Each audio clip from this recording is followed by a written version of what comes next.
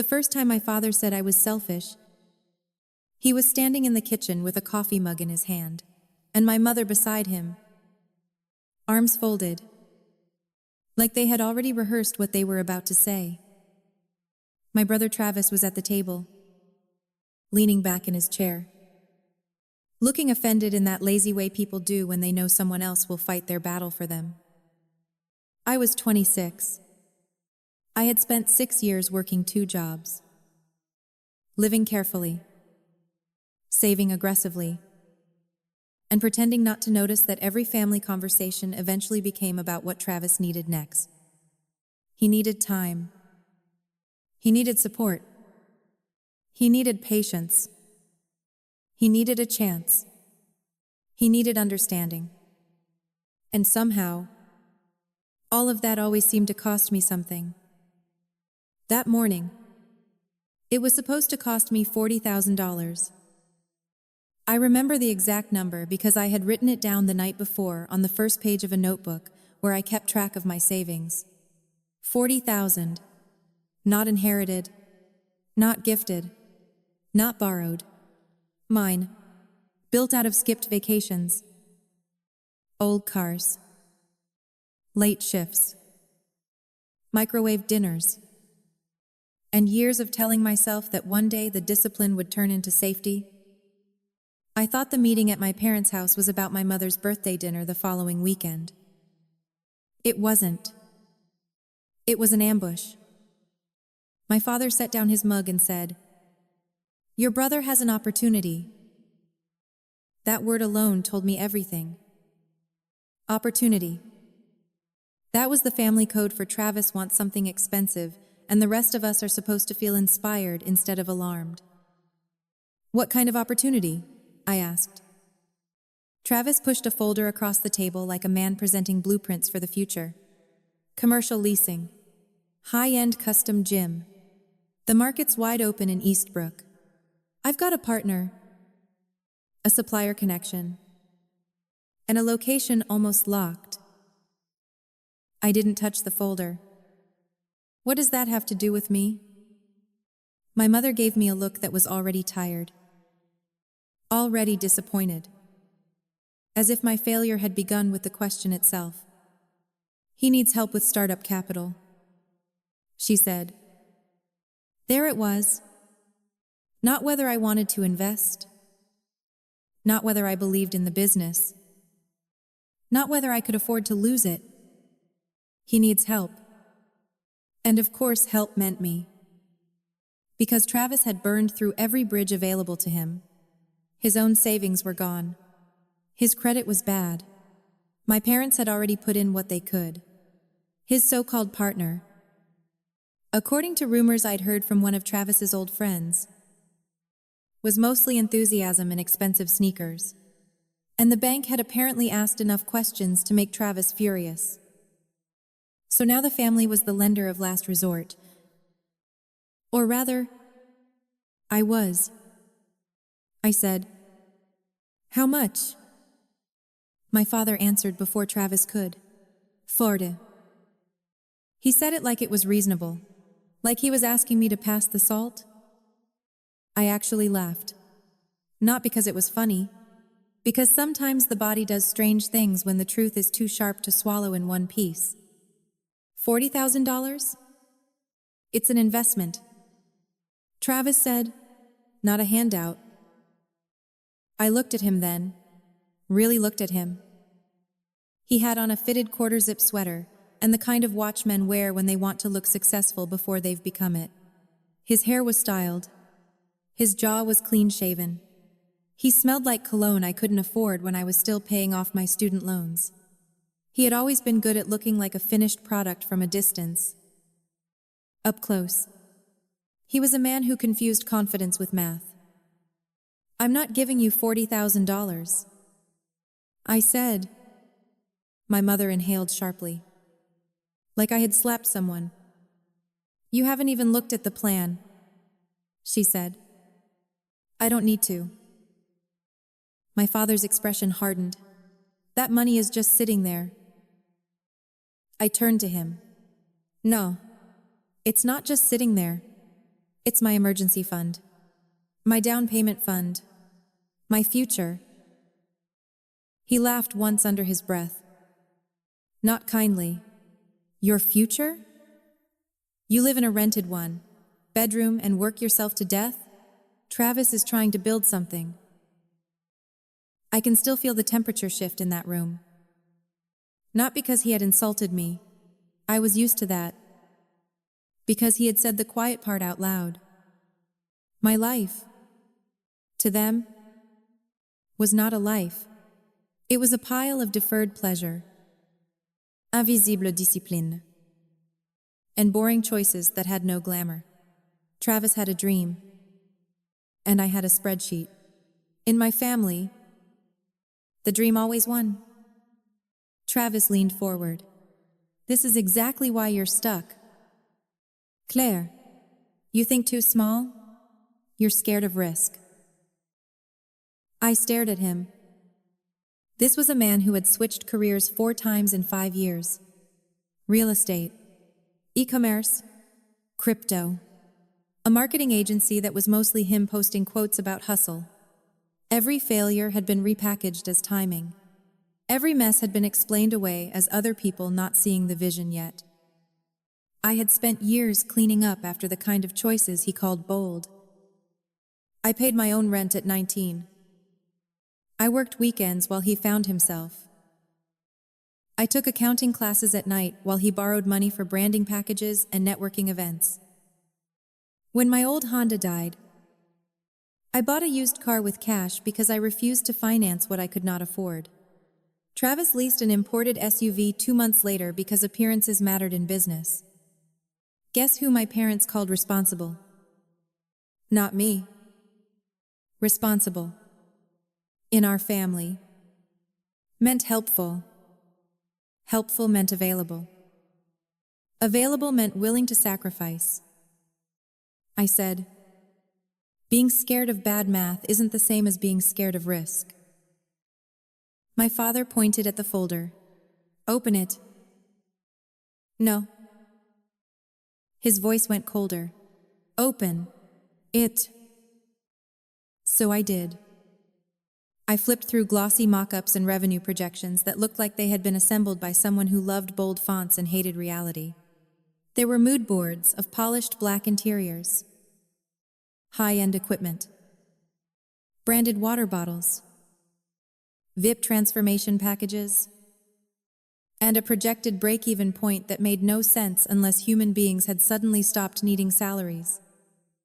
Utilities, insurance, or common sense. How much of this is actually committed? I asked. Travis crossed his arms. Most of it. That's not a number. It's in motion. That's not a number either. My mother said. Why are you interrogating him? Families support each other. I closed the folder. Families don't corner one child and demand she bankroll the other. Travis made a disgusted sound.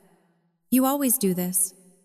You act like you're the victim because people expect something from you. I turned to him so fast, my chair legs scraped against the floor. No. I said, I act like I'm the victim when I am treated like an ATM with emotional obligations. My father stood. That was always how the conversation ended when facts were losing and authority needed to take over. You have money? He said, your brother has vision. This family has already sacrificed for you. I laughed again. Sharper this time. For me? My mother's cheeks flushed. We let you live here after college. For 8 months while I paid off debt and worked 60-hour weeks. I bought my own groceries. I paid utilities. I took the basement because Travis had client meetings in the guest room.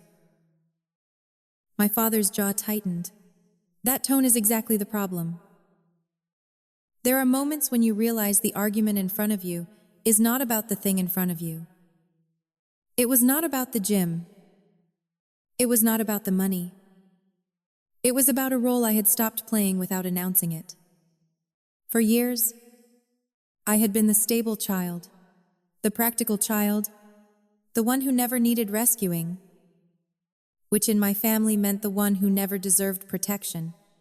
I had made myself dependable, and they had mistaken that for ownership.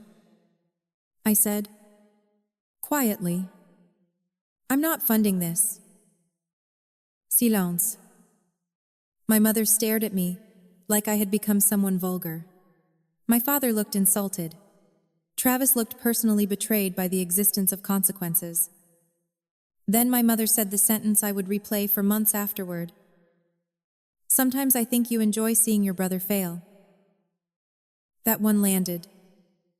Because it was such a clean reversal of reality. He could drain us all.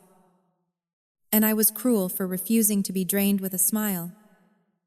I said, "No, I'm just not willing to fail with him." Travis shoved his chair back and stood up. "You've always resented me. Because you're exhausting. Not because you're special." "Claire," my father snapped. I stood too. I should have left right then. I know that now. But there is a point in some family fights where you are no longer arguing to be understood. You are standing there in disbelief, waiting to see how far people you love are willing to go. The answer, in my case, was further than I thought. My father said, "If you won't support this family, maybe you shouldn't keep benefiting from it." I frowned. "What does that mean?" My mother answered, "It means maybe it's time you moved out of your apartment and made some actual adult decisions." For a second, I thought I had misheard her. "I do live out of your house. That little rental is a waste." She said, "You should move back home. Contribute the money here. And help Travis get things running. It would show commitment." I stared at her. There are bad ideas. And then there are ideas so absurd they reveal an entire architecture of entitlement underneath them. "You want me to move back in with you?" I said slowly. "Give Travis my savings. And help him build a business I don't believe in." My father spread his hands. "When you say it with that attitude, of course it sounds ugly." "No, it sounded ugly because it was ugly." Travis said, "You wouldn't be giving it away. You'd be part of something bigger." "What percentage?" He blinked. "What? What percentage of the business?" My mother rolled her eyes. "Oh, for heaven's sake." "No." I said, "I want to hear it. If this is an investment, what percentage?" Travis's face changed almost imperceptibly. That told me everything. "There'd be details to work out?"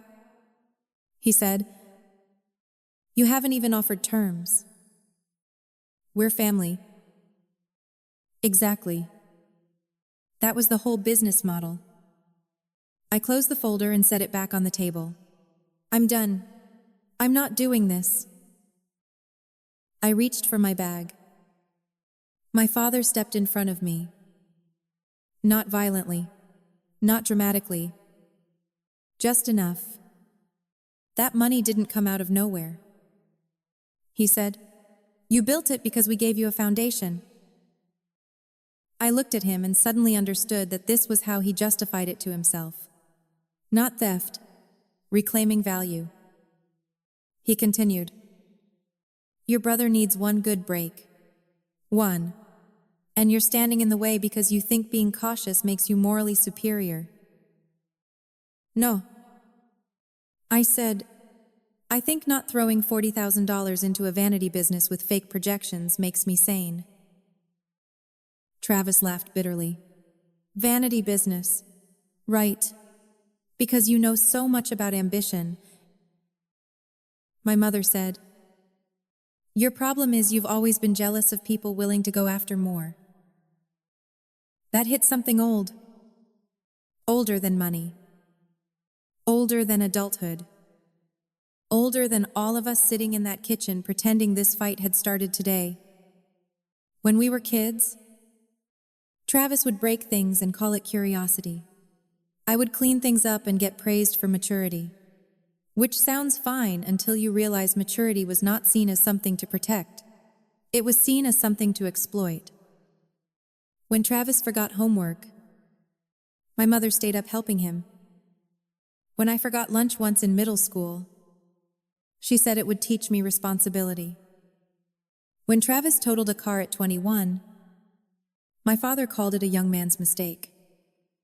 When I overdrafted my account by $32 in college, I got a lecture about financial discipline so long, I cried in the parking lot afterward. My brother was always allowed to be in progress. I was expected to arrive pre-corrected. And standing there in that kitchen, with all three of them looking at me like my refusal was a character defect, I understood something I had been too loyal to name. In my family, Travis was the future. I was the backup generator, useful only when the power failed. I slung my bag over my shoulder and stepped to the side.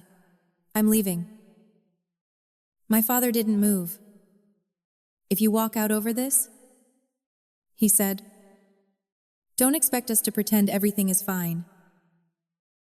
I looked at him. Everything isn't fine. Then Travis said the line that split the room open. You'd rather hoard money in that sad little account than help your own blood. That's pathetic. I laughed once, hollow and furious. My sad little account is the reason I don't need to beg people when life goes wrong. He smirked. You say that now? I should tell you I was calm, that I held my head high, delivered some perfect line, and walked out with cinematic dignity. I didn't. My hands were shaking. My throat was burning.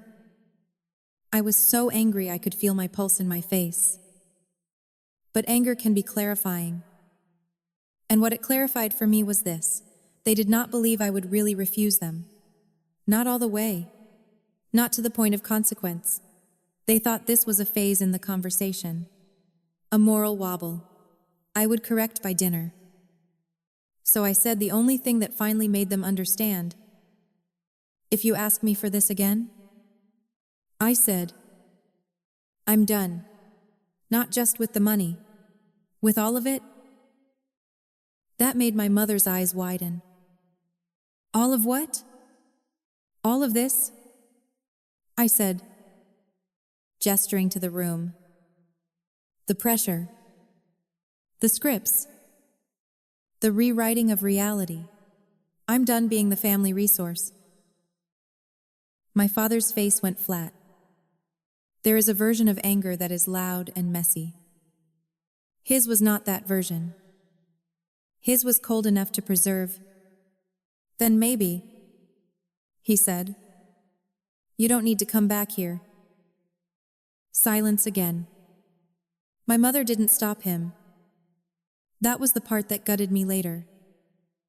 Not the words. Her silence. Travis folded his arms and looked away like the matter had finally become simple. I swallowed and nodded once. Okay. I walked out. No one followed me. No one called as I backed out of the driveway. No one texted to say emotions were high and we'd talk later. They let me leave like I had failed an audition. I drove home in tears so blinding I had to pull over twice. By the time I got to my apartment, I was running on adrenaline and disbelief.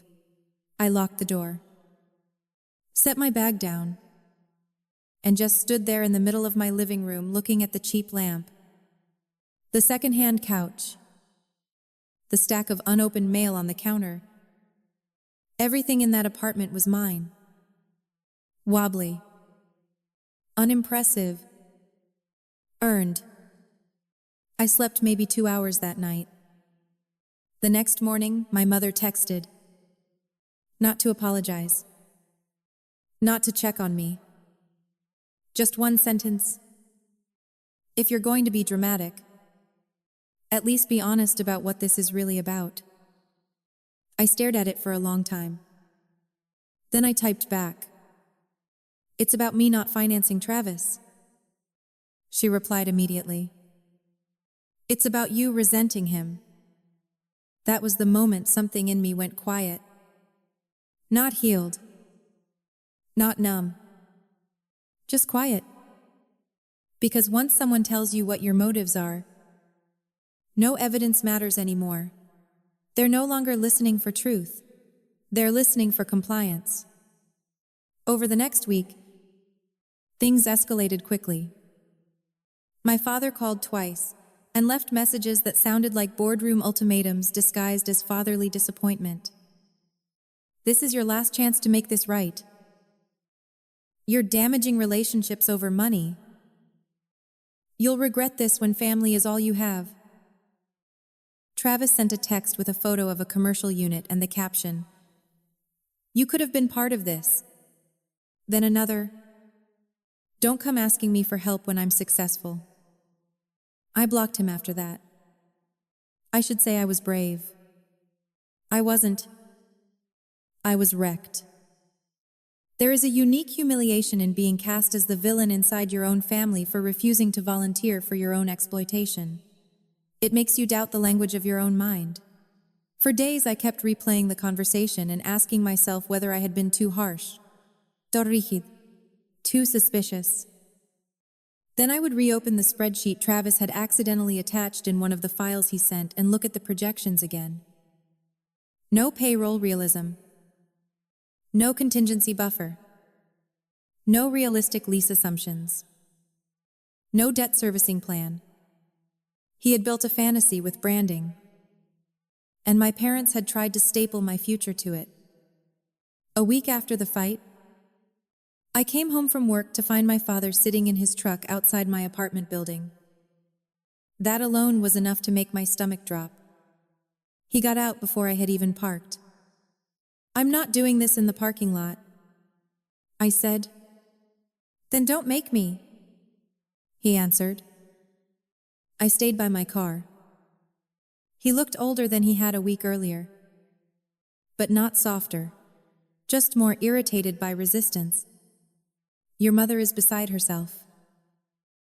I almost laughed. That's why she texted me about my motives? She's hurt. "No," I said. "She's angry." He exhaled heavily, like I was missing the obvious. "You've made this into a loyalty test." I stared at him. No, they had made it into a loyalty test. I had simply failed to answer correctly. He took a step closer, listened to me carefully. "Travis has a deposit deadline. If he loses this location, you will be responsible for that." I actually looked around to see if anyone else was hearing this. Some part of me needed confirmation that the words coming out of his mouth were as insane as they sounded. "I will not be responsible for a grown man not getting money. I never promised him." "You're his sister." "I know that." "Then act like it." There it was again. Family as role play. Love as obligation. Biology as invoice. I said, "No." His eyes hardened. "Then I hope that apartment keeps you warm when you need people." He left after that. No hug. No pause. Just got back in his truck and drove off like he had delivered legal notice. I went upstairs, locked the door, and sat on the kitchen floor crying so hard I made myself dizzy. Not because I was changing my mind, because I finally understood I had already lost them. At least in the version I had spent my life trying to earn. 2 days later, my lease renewal offer came. Rent increase. Significant. The timing felt almost comic. I ran the numbers and realized I could technically stay if I cut everything down to the bone. But after the week I'd had, the idea of clinging to a more expensive apartment out of pride felt stupid. So I did what I had always done. I made a plan. I found a cheaper place across town. Older, building, longer commute, fewer windows, better math. I packed in silence after work for 10 days. No help from family. No questions from family. No apology from family. When I posted a photo of boxed up dishes on my private social media with no caption, my Aunt Linda messaged me, "Everything okay?" That was how I learned the story traveling through the family grapevine, was that I was having some financial issues and lashing out because I was stressed.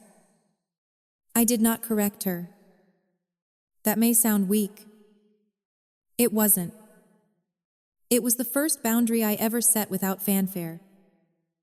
I no longer believed that clarity could save me in rooms committed to misunderstanding me. So, I moved. The new apartment smelled faintly like old paint and radiator heat. The kitchen was narrow. The bathroom tiles were cracked. And the bedroom window faced a brick wall with exactly one determined patch of sky above it.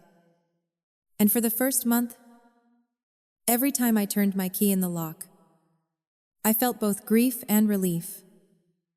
I had been downgraded in square footage and upgraded in truth. No one could throw me out of that place emotionally, because no one had bought the right to define me inside it. I worked more. Not in a glamorous way. Not in a montage with empowering music. I just worked. My full-time job in property accounting became steadier. I picked up consulting work for a small developer on weekends, because I had a reputation for catching leaks in budgets before they became floods. I took an online certification in commercial lease analysis. Then, another in financial risk management for small real estate portfolios. Numbers had always calmed me because they did not flatter. They did not gaslight. They did not call chaos vision. They either held or they didn't. At first, the growth was just survival with better formatting. Then it became strategy. The developer I consulted for, a woman named Elena Mercer, noticed that I was doing more than the assignment. I wasn't just entering data. I was reading patterns, flagging problem tenants, modeling worst-case scenarios, seeing where optimism had been used as a substitute for planning. One night after a meeting, she looked at me across a conference table full of lease files and said, "You think like an owner?" I almost laughed. No one in my family had ever said anything like that to me. Not because they didn't know how. Because they were too busy admiring chaos and better packaging. Elena started giving me more responsibility. Small things at first. Then harder things, distressed commercial units, turnaround projections, tenant viability analysis, acquisition support. I learned to read not just documents, but people, to identify who was disciplined and who was performative, who was hungry and who was addicted to the costume of ambition. That distinction would matter later. A lot. At home, I got quieter. Not sadder. Sharper. I stopped reaching out to family first. I stopped sending birthday reminders. I stopped being the one who made holidays smoother by swallowing discomfort and bringing wine. My mother texted me twice in 6 months. Once a photo of a centerpiece she had made for Easter. Once to ask whether I still had the turkey platter. No mention of the fight. No apology. No retraction. Just administrative contact. Like our relationship had been outsourced to household inventory. My father sent a message once in November. "Hope work is good." That was all. Not because he was trying. Because he was waiting for me to open the door and perform reconciliation for him. I didn't. As for Travis, I heard about him the way people hear about weather in places they used to live. Indirectly. His gym was moving forward. Then delayed. Then still moving. Then grand opening soon. Then minor investor issues. Then construction complications. Then the landlords being difficult. The location was in Eastbrook. Exactly where he had wanted. Old brick mixed-use building on a rising strip with cafes. Boutique retail. And enough foot traffic to make bad entrepreneurs feel chosen by destiny. I knew the type of building. Knew the type of lease. Knew the type of operator who got seduced by frontage and forgot cash flow. Around that time, Elena brought me into a deal review on a partially distressed portfolio. One of the assets was an Eastbrook commercial building with 3 retail units and offices above it. The owner was over-leveraged. One ground floor tenant was behind. Another had negotiated rent abatements during build-out and never quite recovered. There were opportunities there, if managed by adults. I spent 2 nights running scenarios on that building. Not because I knew Travis was in it. I didn't. Not yet. What I knew was that the numbers made sense if the acquisition was priced correctly, and the underperforming tenant issues were handled without sentimentality. Elena liked my memo. A month later, she asked if I wanted to increase my stake in a new side vehicle she was structuring for junior partners on smaller deals. It wasn't some fantasy leap. It was cautious. Documented. Real. Years of work had turned into credibility. And credibility had turned into access. I said yes. I liquidated nothing reckless. I risked only what I had modeled 3 different ways. For the first time in my life, I was putting money into something that had both upside and structural logic. That winter, on a gray Thursday afternoon, I opened a lease packet and saw the tenant name, Tate Performance Group LLC, managed by Travis Mercer. My own brother had landed in one of the buildings tied to the portfolio I was helping evaluate. I leaned back in my chair and just stared at the page. Unit 1B. Intro en concession.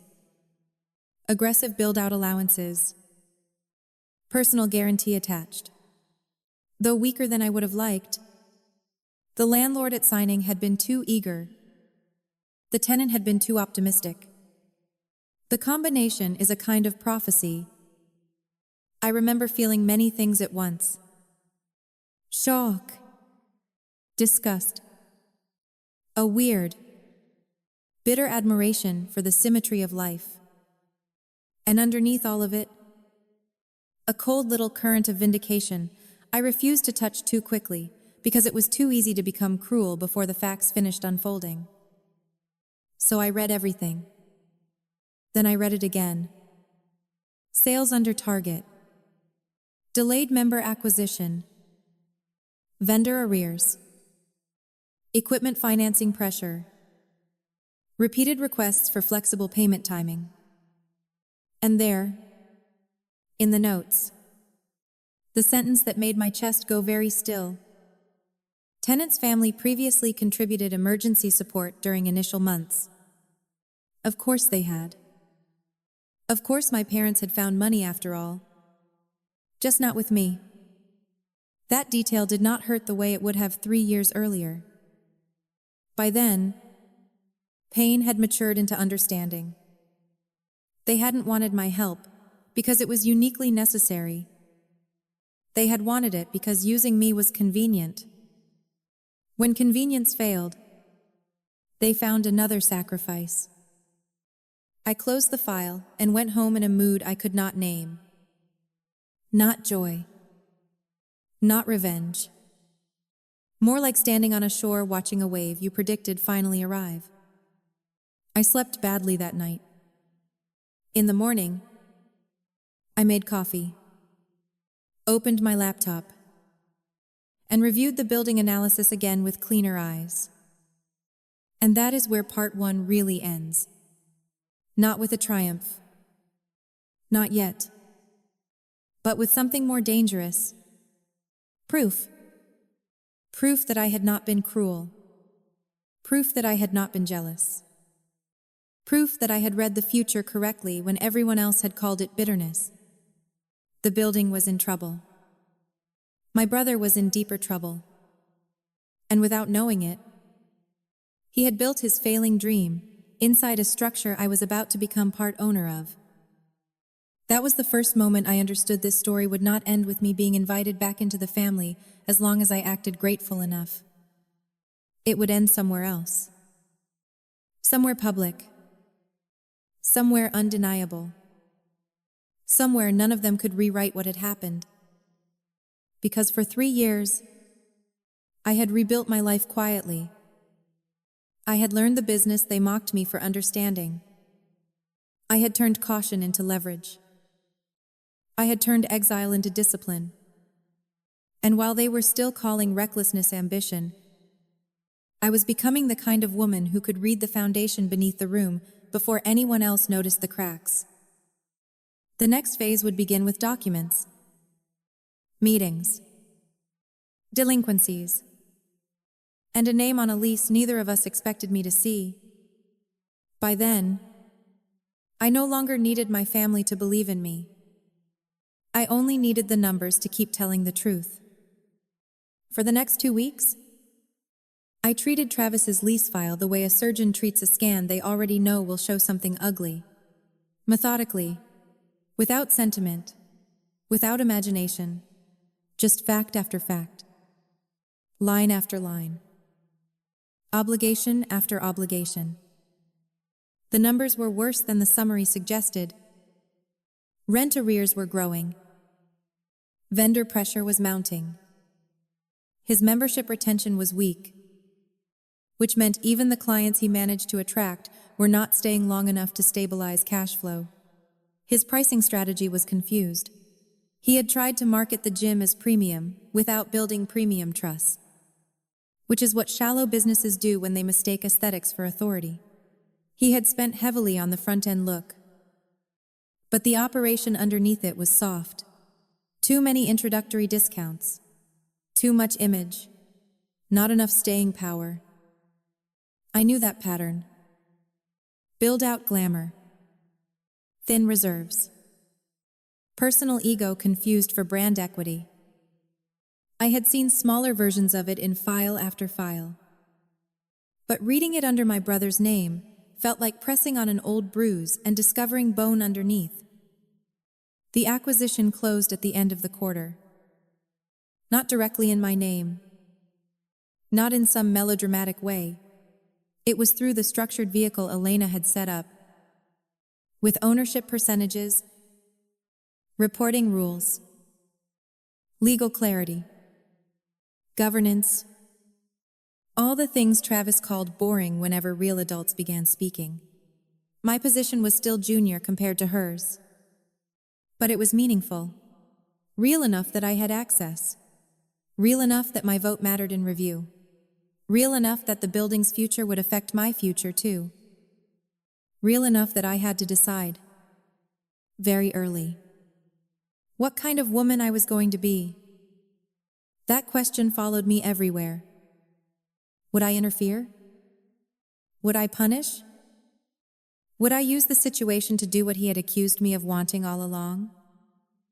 It would have been easy, at least emotionally, to turn the whole thing into a private theater of revenge, to push for zero flexibility, to act faster, harder, cola, to tell myself that justice meant making him feel the exact shape of what he had done.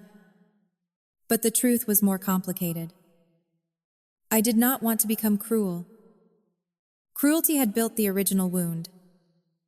I wanted consequences. I wanted accuracy. I wanted the ending to happen in daylight.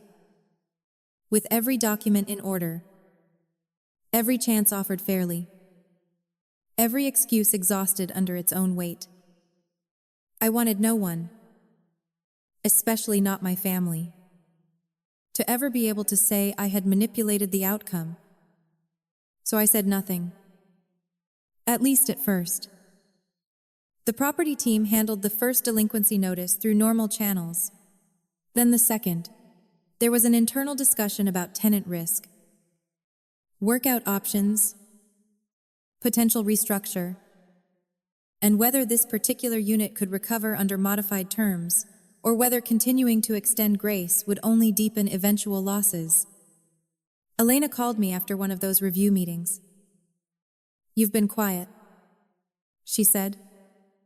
"I'm trying to stay disciplined." "You know the tenant personally?" It was not a question. "Yes." A pause. "Family?" "My brother." Another pause. Shorter this time. Not surprise. Assessment. "That complicates things," she said. "It does. Can you stay objective?" I looked out the window of my apartment at the brick wall and the little strip of sky above it. The same view that had once symbolized how small my life had become, and now felt like a witness to everything I had built in silence. "Yes," I said. "More objective than he can?" That got a dry laugh out of her. "Well," she said. "Good. Because we're not in the business of rescuing failing vanity operations." The word vanity landed harder than she knew. I said nothing. She continued. "If he stabilizes, great. If not, we protect the asset. No special treatment. No punitive treatment either." "That's exactly what I want." "Then keep wanting that," she said. "Revenge makes people sloppy." After we hung up, I sat for a long time with that sentence. Revenge makes people sloppy. It was one of those truths you can carry around for years and keep finding new uses for. The next month, Travis requested a formal meeting with ownership representatives regarding temporary rent relief and revised payment timing. On paper, it was a standard distressed tenant conversation. In reality, it was the start of the second half of my life. I was not supposed to attend as the main voice. Elena would lead. Another manager from the operations side would be there. I had every reason to stay invisible. And yet, because of my involvement in the asset review and the lease analysis, my presence was justified, necessary. Even, there were details I understood better than anyone else at the table. I asked Elena, "Does he know I'm involved?" "Not unless someone told him." "No one has." "Do you want him told beforehand?" I thought about it. About fairness. About theater. About whether advance notice was morally cleaner or strategically dumber. "No," I said. "Let the meeting be about the building." She was silent for a beat. Then said, "All right, but if this goes sideways, we end it fast." "It won't go sideways." I wasn't entirely sure of that, but I knew one thing. Travis had never been dangerous when surprised. He had only been loud. The meeting was set for a Wednesday at 2 p.m. I dressed the way I always dressed for deal reviews that mattered. Dark trousers, cream blouse, navy blazer, hair pulled back.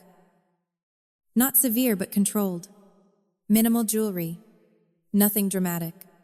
Nothing performative. I was not dressing to impress my brother. I was dressing to remind myself who I had become in rooms where facts had legal consequences. That morning, I barely tasted breakfast. Not because I was afraid of him, Because some confrontations do not belong only to the present. They gather years. They arrive carrying old versions of you behind them. The girl who got lectured for overdrafting by $32. The young woman who worked 2 jobs while her brother called recklessness ambition. The daughter who stood in a kitchen being told she was selfish for refusing to underwrite someone else's delusion. All of them were coming with me.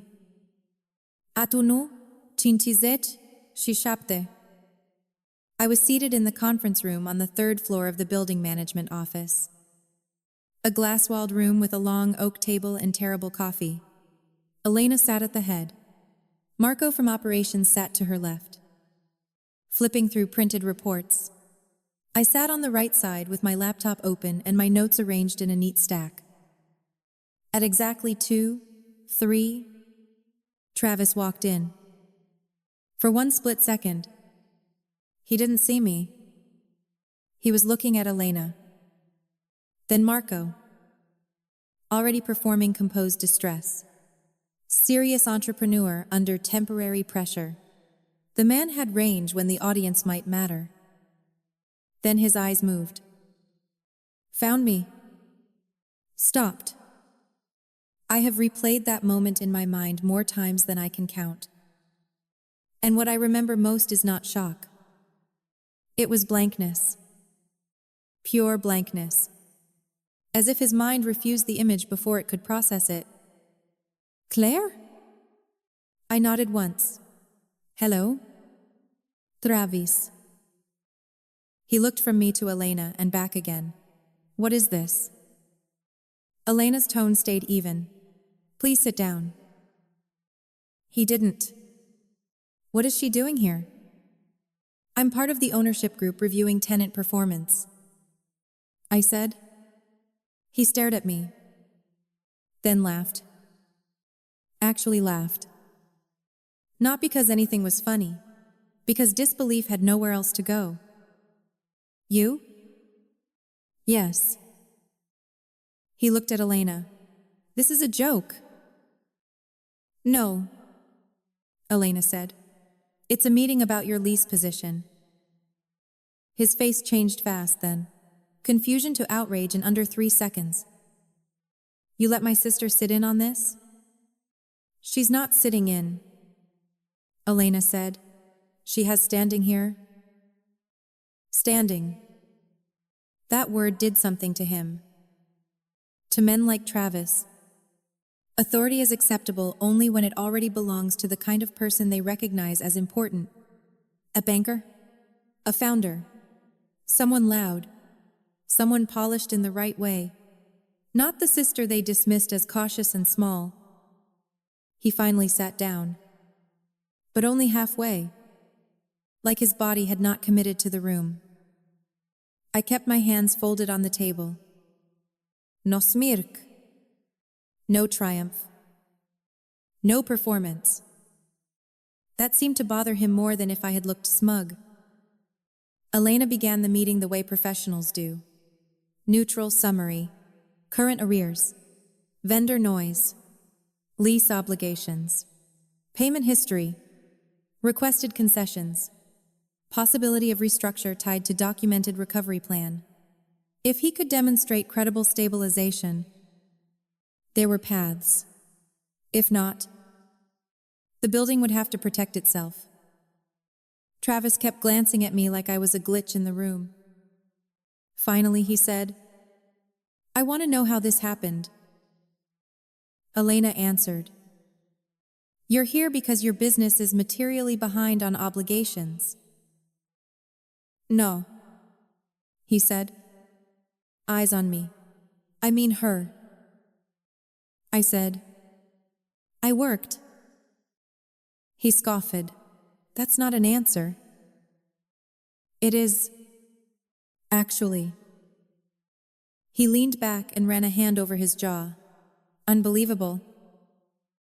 Marco slid one of the reports across the table. Your current member retention after promotional conversion is below the threshold you projected. Your cash reserves are under stress, and your last 3 vendor payments were either partial or late.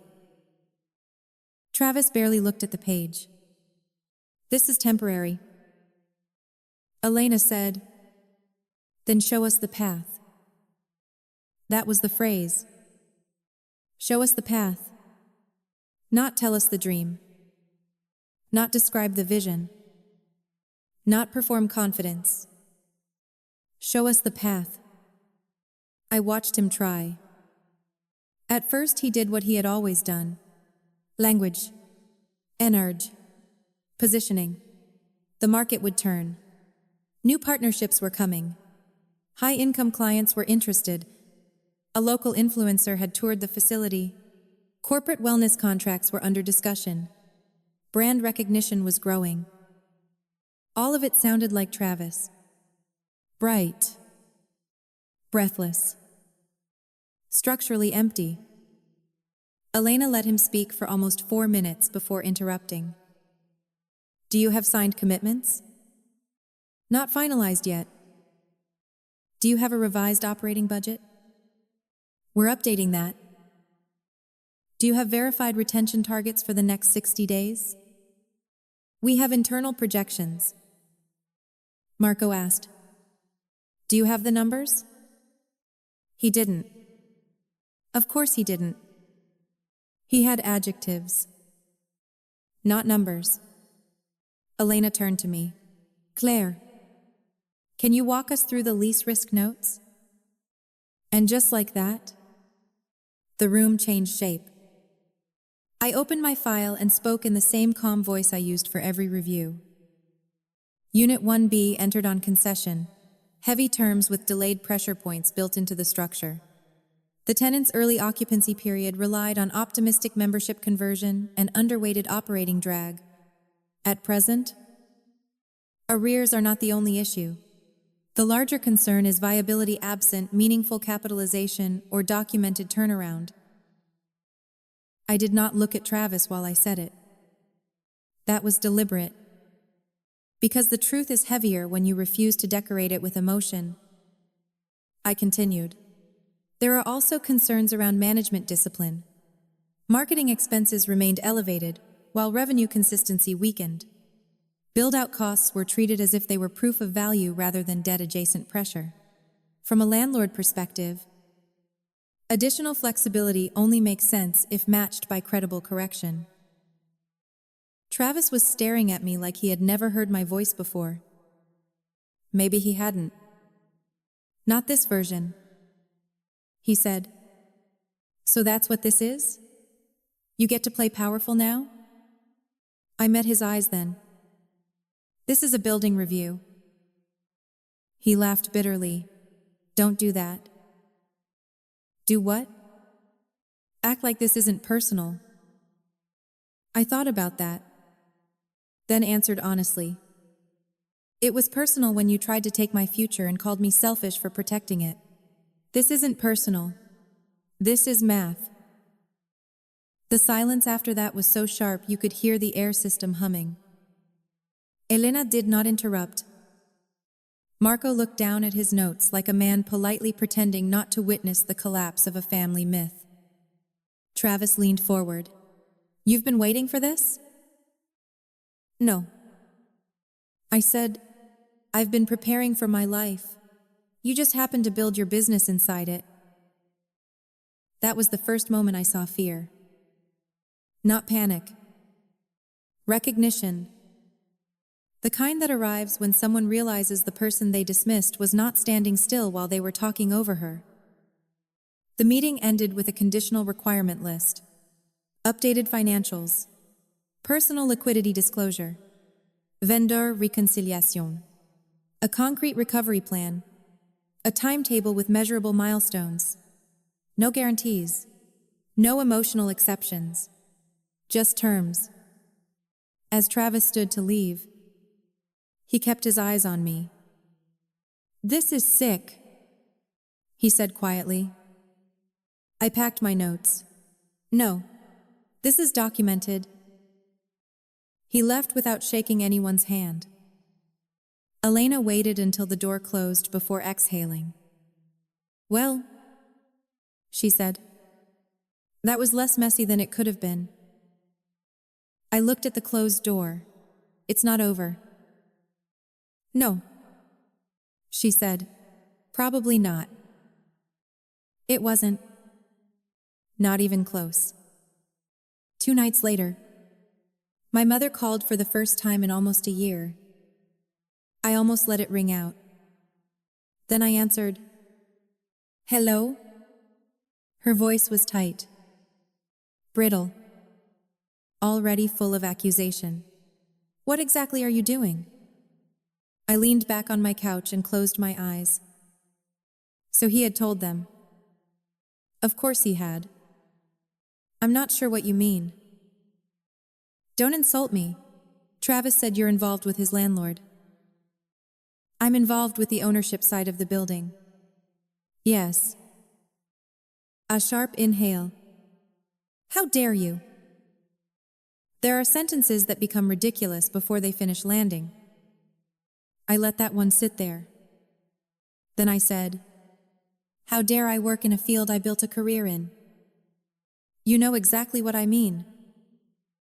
"Yes?" I said, "I do. I just want to hear you say it." She did not. Because what she meant was, how dare I exist in a place where Travis was no longer automatically centered. Instead, she said, "You could destroy him." "No." I said, "His numbers could." "That's cold." I almost laughed. The woman who watched me get exiled over a refusal to fund fantasy was calling me cold for reading a lease correctly. "You haven't spoken to me properly in almost a year." I said, "Now suddenly I matter because Travis is uncomfortable." "That is not fair." "No." I said, "It's accurate." She changed tactics quickly. Because mothers like mine are never more dangerous than when guilt fails and grief steps in wearing pearls. He's under enormous pressure. So was I. He's trying. So was I. Claire. Please. That word, please, softened and weaponized. I sat forward. "No," I said quietly. "Listen to me. I am not targeting him. I am not sabotaging him. I am doing the work I was always doing while you all told me it was small." There was a long silence. Then she said the sentence that told me she still hadn't understood anything. "Can't you just step aside?" I smiled then.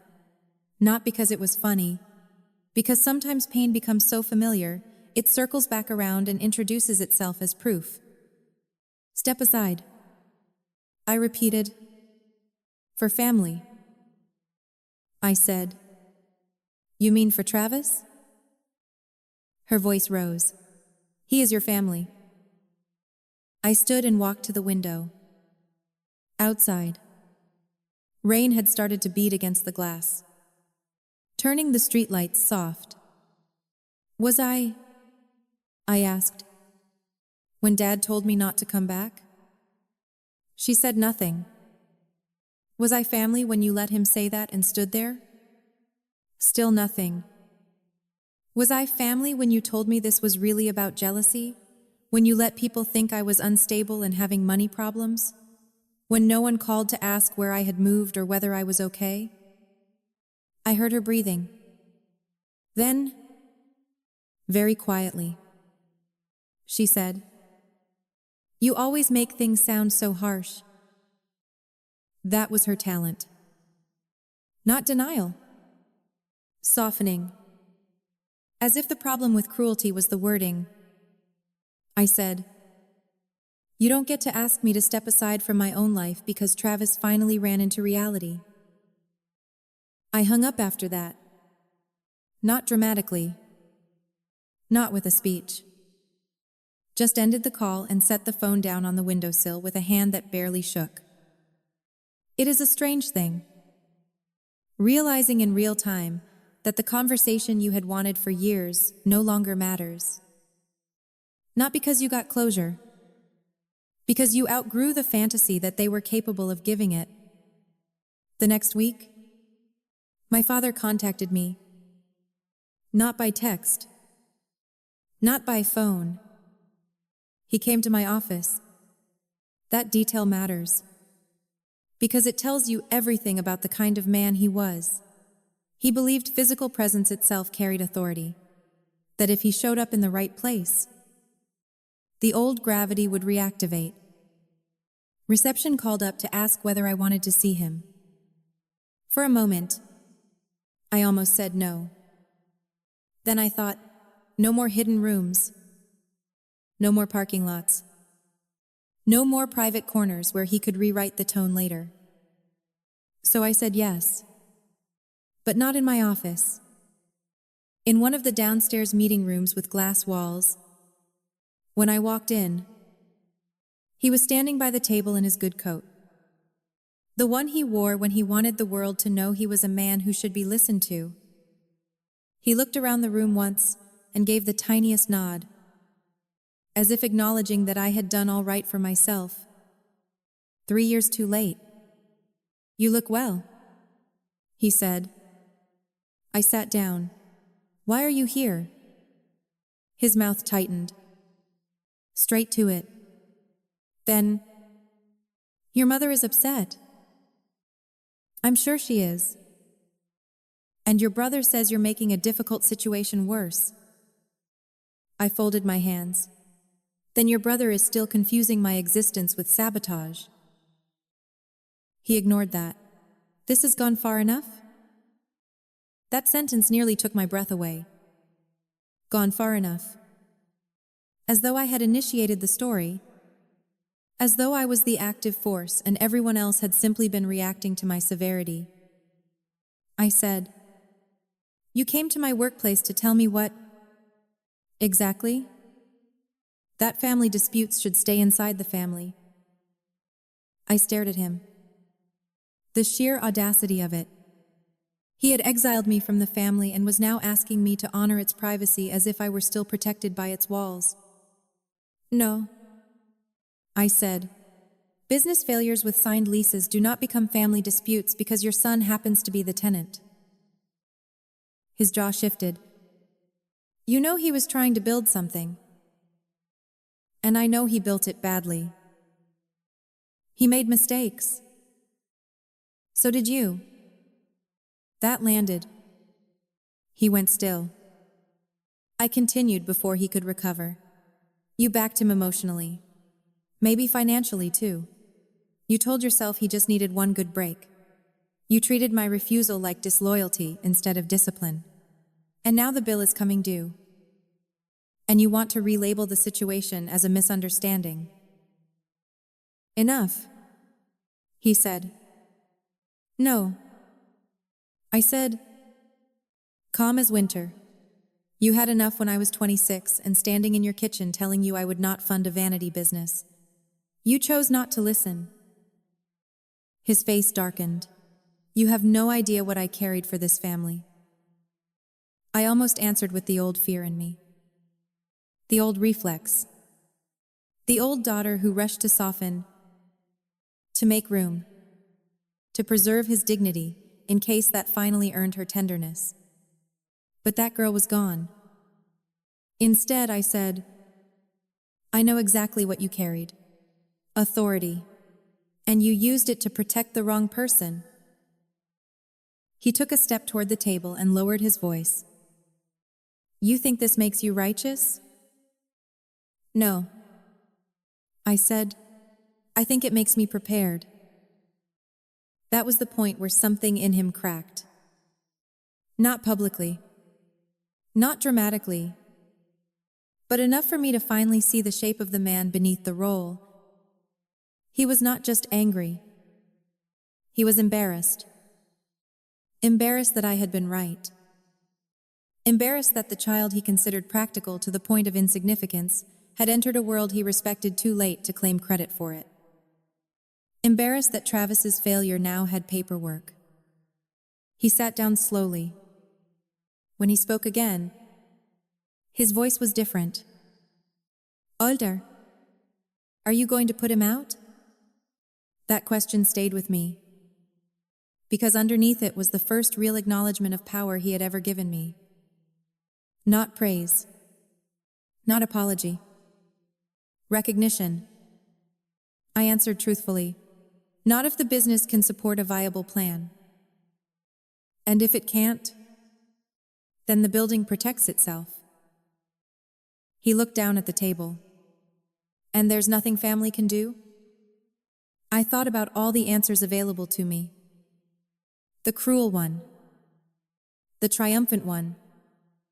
The poetic one. Instead, I gave him the simplest. Family had 3 years to help him learn discipline. You all chose confidence instead. His eyes lifted to mine. There it was. Not remorse, but damage. The knowledge that the old story no longer worked in front of me. He left after that without raising his voice. Without threats. Without even a goodbye. And I sat in that glass room for another 5 minutes, breathing carefully, realizing that for the first time in my life, I had spoken to my father without shrinking 1 millimeter to make the exchange survivable. It did not feel victorious. It felt expensive. Necessary things often do. Travis submitted his revised plan 3 days later. It was terrible. Slightly less terrible than before, but still terrible. He had cut some marketing projections, added a lean staffing model that depended on impossible performance, and included a hopeful partnership pipeline that still lacked signed commitments. His personal liquidity statement was thinner than expected. The vendor arrears were uglier than he had implied, and buried in the assumptions was the same old disease. He still believed momentum could replace structure if he sounded committed enough. The review team recommended a short conditional extension with strict benchmarks. More for legal cleanliness than optimism. Elena approved it. He gets one last runway, she said.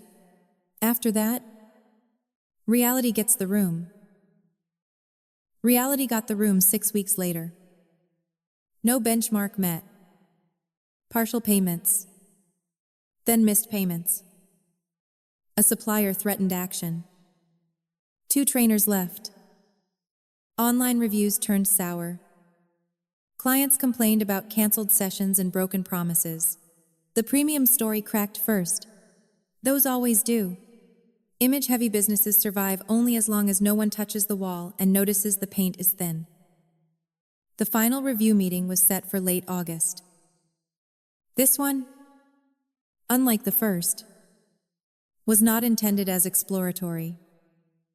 It was formal, documented, a decision point, and somehow word got out. Not publicly at first. Just through the channels family stories travel when shame is trying to outrun fact. My Aunt Linda texted me, "Is Travis okay? Heard there are building issues." My cousin Mara messaged, "Did you really buy into that property?" Uncle Nate left a voicemail I never returned. By then I understood something useful. Families do not actually hate truth. They hate the person who brings it before they're emotionally ready. When the truth becomes unavoidable, they often gather around it and call their delayed recognition wisdom. The final meeting itself was brutal in the plainest possible way. No shouting. No speeches. Just paper. Terms. Defaults. Failure. Travis came in looking smaller than he had the first time. Not physically. Energetically, the confidence was still there in fragments. But it was leaking. He had not shaved carefully. His shirt was expensive but wrinkled. He kept checking his phone like somebody. Somewhere. It might still rescue him if he could just stay moving. Elena led the conversation. Marco covered operations. I handled the performance history and tenant viability questions. When it became clear there would be no further extension under current conditions, Travis stopped pretending to collaborate. He looked directly at me and said, "This is what you wanted. I said, "No, this is what I predicted." He laughed once and shook his head. "You always needed to be right." I could have answered that a dozen ways. Instead, I said, "I needed not to be ruined with you." That shut him up for a moment. Then the anger came. Not the polished anger of the first meeting. This was desperation stripped of branding. "You think because you wear a blazer and sit in a room with investors that you're better than me?" I held his gaze. "No? I think numbers eventually stop caring how charismatic you are." Marco looked down. Elena didn't flinch. Travis stood up. "This is insane. This whole thing is insane. My own sister, Elena Coutin." Voice sharp now. "Sit down or the meeting ends with council present." That did it. He sat. Barely. The formal notice process moved forward after that. Not instant eviction. Not cinematic collapse in one afternoon. Just the machinery of failure engaging, exactly as contracts intended. Equipment began leaving in stages. Staff thinned further. The unit's lights stayed on longer than the business deserved. Which is another thing. Pride. Does it extends? Appearances after outcomes have already chosen a side. A week later, my mother called again. This time she was crying before I said hello. Real crying. Not manipulative. At least not entirely. I sat on the edge of my bed and listened. "He's devastated," she said. I closed my eyes. Then maybe he finally understands scale. "How can you talk like that?" "Because no one cared how devastated I was when I was being thrown out." She cried harder. That sound did reach me. I am not going to lie and tell you it didn't. Pain is still pain, even when it arrives late and wearing the wrong face. But compassion without memory is how women like me get erased. So I let the silence hold. After a while, she said, "Quieter. Your father didn't think it would go this far." I almost smiled. Of course he hadn't. Men protected by authority rarely imagine consequence all the way to its destination. They stop at the point where someone else absorbs it.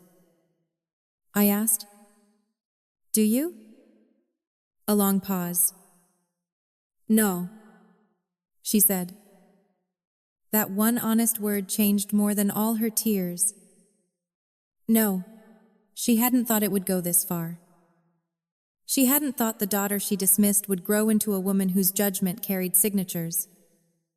She hadn't thought the son they protected would fail loudly enough that the world would start asking practical questions. She hadn't thought Exile could mature into leverage. Neither had I. "Ons?" she said. "Can we talk properly?" I looked at the wall for a long time. Maybe a younger version of me would have run toward that opening. Mistaken access for repair. Mistaken emotion for accountability. I was no longer that young. "We can talk," I said, "but not to rewrite history." She started to say something, then stopped. Maybe because she knew I meant it. The conversation happened the following Sunday, at a restaurant halfway between my apartment and my parents' house. Public enough to keep everyone civilized. Quiet enough to hear breathing between sentences. My mother arrived first. Then my father. Not Travis. I think he couldn't bear it. And maybe that was wise. We sat in a booth by the window. My mother looked smaller than I remembered. My father looked tired in a way pride cannot conceal.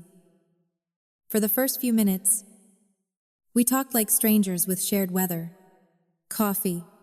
Traffic. The menu.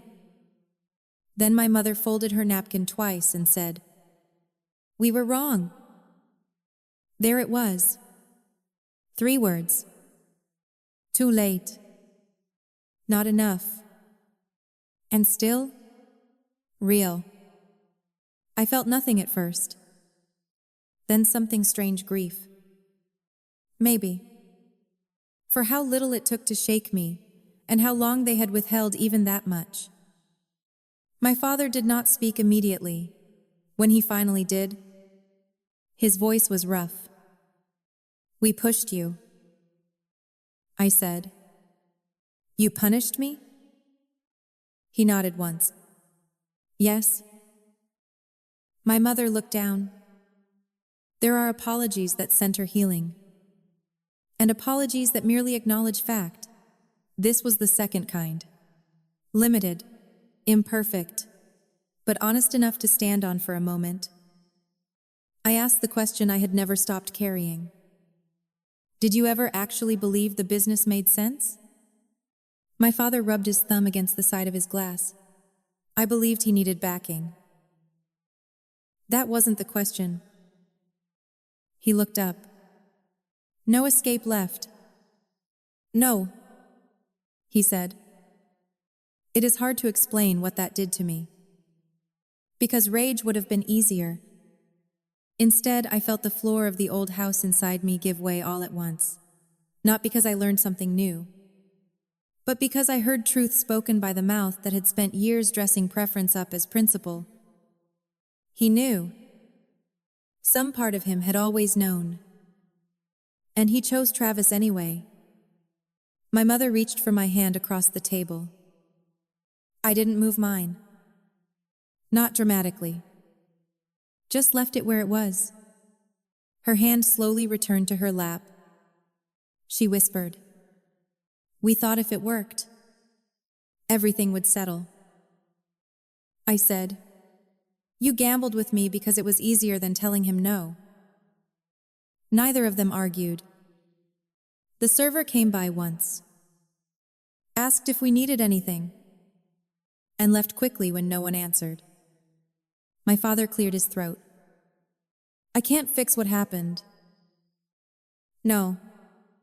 I said, "You can't. I can say I was proud of you." That one hurt more than the others. Because it was the kind of sentence daughters wait for until they stop needing it. And once they stop needing it, it arrives like a letter to the wrong address. I nodded politely.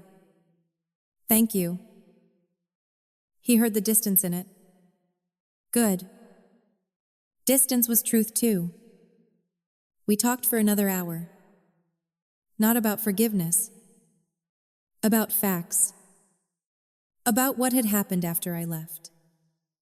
My parents had mortgaged part of their retirement to help Travis through the build-out when initial capital ran short. They hadn't told anyone. Not even some close relatives. My mother had lied for him more than once. My father had met with suppliers and convinced himself involvement meant oversight. By the time they understood the depth of the problem, too much family pride was tied up in the idea of him succeeding. They had not only backed him, they had built a second fantasy around the first. And now both were collapsing. At one point, my mother started crying again and said, "We thought you would come back before it got this bad." I looked at her. What would I have been coming back to? She had no answer. Exactly. There was no home waiting for me. Only a role. A function. As source. When the check came, my father reached for it automatically. So did I. Our hands nearly touched. For a second, we both froze. Then I let him take it. Some gestures are not worth competing over. Outside the restaurant, we stood awkwardly in the parking lot under a pale evening sky. My mother hugged me. I allowed it. That is the most accurate word. Allowed. I did not collapse into her. I did not feel restored. I did not suddenly become a daughter from an older story. I simply stood there and let a woman who had failed me hold me for a few seconds because grief is complicated and love, even damaged love, does not evaporate just because respect has. My father did not hug me. He nodded once. I nodded back. Then we left. That was the reconciliation. Not cinematic. Not cleansing. A boundary with eye contact. Weeks later, the unit was officially vacated. The signage came down on a Monday morning. I happened to be nearby for another property visit and saw the workers removing the polished black letters from the window. Tate Performance Group, a name that had once arrived with mood boards and declarations and family pressure heavy enough to exile a daughter. Now it was just adhesive residue on glass. I stood across the street with a paper cup of coffee and watched until the last letter came off. No one beside me knew who I was. No one knew why my hands were shaking. No one knew that 3 years earlier I had been told I was selfish for refusing to save this exact dream. It would have been a beautiful place for revenge. If revenge were a thing that truly fed the starving parts of you. But standing there, I didn't feel full. I felt clear. The difference matters. Revenge imagines the past can be repaid. Clarity understands the past can only be integrated. I had not won my family back. I had not magically repaired childhood. I had not turned pain into a fairy tale where the right person is finally loved the right way. What I had done was smaller and harder and, in the end, more useful.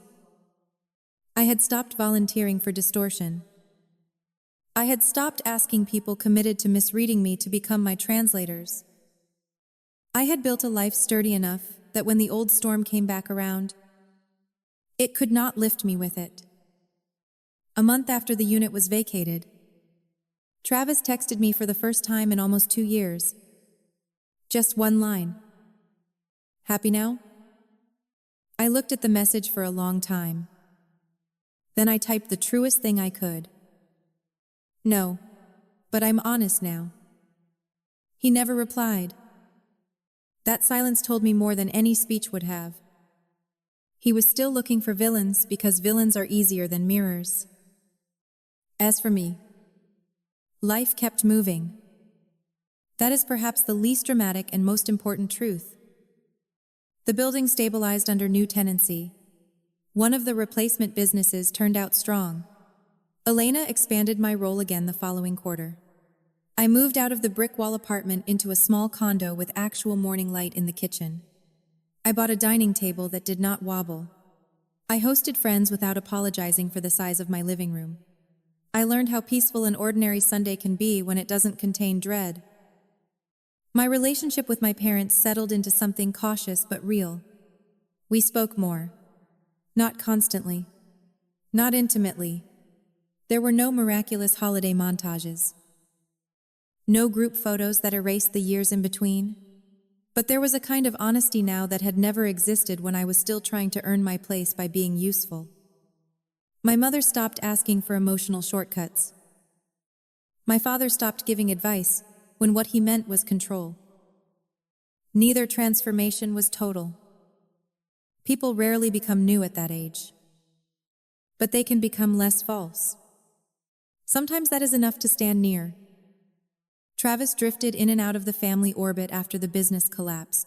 He talked about new ideas, new angles, a consultancy, a boutique coaching model, real estate referrals, branding for founders. I listened exactly once at a Christmas gathering and realized he still spoke the same language, only with softer shoes. I no longer argued. That may be the deepest freedom I found. I no longer needed him to admit what he was. He would either learn from ruin or use ruin as branding. Either way, it was no longer my job to subsidize the difference. The family also stopped making me the automatic solution. That was the quietest revolution of all. No more, Claire will know. No more Claire can cover it. No more looks across the room when something practical needed sacrificing. Because once a woman has allowed the machine to break in public, rather than feed it in private, everyone becomes much more careful about calling her selfish. Sometimes I think back to that first kitchen scene and feel tenderness for the version of me who walked out shaking, humiliated, exiled. It's still not fully sure she was right. I want to reach back through time and tell her that certainty is overrated. You do not need certainty to set a boundary. You only need enough self-respect to stop financing what is destroying you. That is the real lesson of all this. Not that karma is dramatic. Not that success is the best revenge. Not even that family favoritism always comes back to collect. The real lesson is that quiet people are often mistaken for weak because they do not perform power before they possess it. I never needed to beat Travis at being Travis. I needed to become more fully myself than my family had ever allowed me to be. Practical, disciplined, difficult to manipulate, able to love without volunteering for exploitation, able to forgive without re-entering the role that required me to disappear. There are still days when the old ache visits. At weddings. Sometimes. At random grocery store moments when I see fathers and daughters laughing over nothing. During tax season. Oddly enough. Because paperwork still reminds me how much of my life was shaped by being the child expected to understand the consequences, while others enjoyed the fantasy. But the ache no longer drives. It arrives. It speaks. It leaves. And each time it leaves, it takes a little less of me with it. If you ask me now whether I would change anything, I can only answer in a way that would have disappointed my younger self. I would change the pain. I would change the cruelty. I would change the silence after I was thrown out. But I would not change the refusal. I would still say no. I would still protect the money. I would still walk out. Because that no was the first honest brick in the life I live now. And every room I built after that was stronger because it was not designed around someone else's appetite. People like to say blood is thicker than water. Maybe. But contracts are clearer than promises.